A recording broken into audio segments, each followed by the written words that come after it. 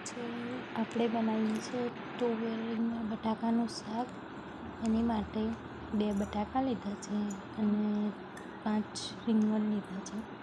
એને આવી રીતે કટકા કરીને નાખવાના અને આપણે આપીશું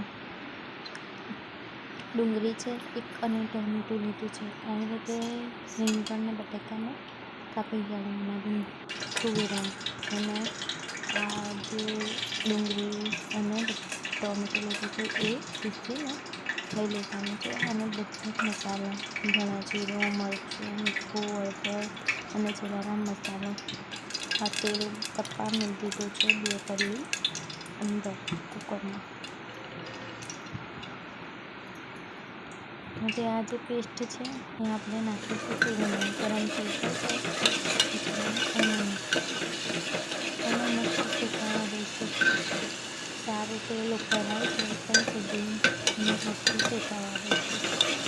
જ્યાં સુધી ડુંગળી સરખી રીતે લાલ ના પડે લાલાશ જેવી ના પડે ત્યાં સુધી શેકી લેવાની. પછી આની મસાલો નાખી દઈશું.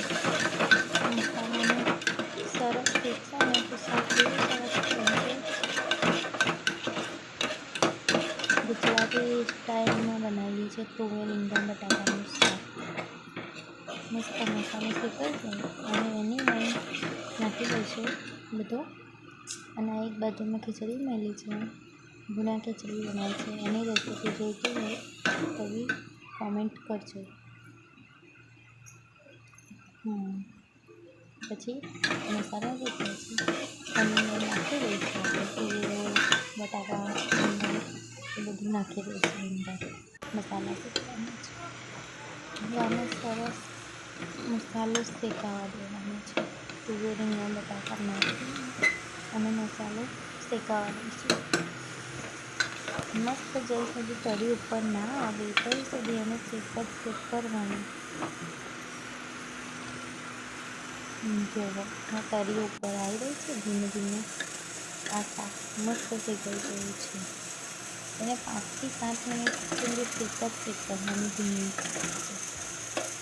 હવે ધીમી આંચે અને આપણે 1 ગ્લાસ પાણી નાખીશું અંદર.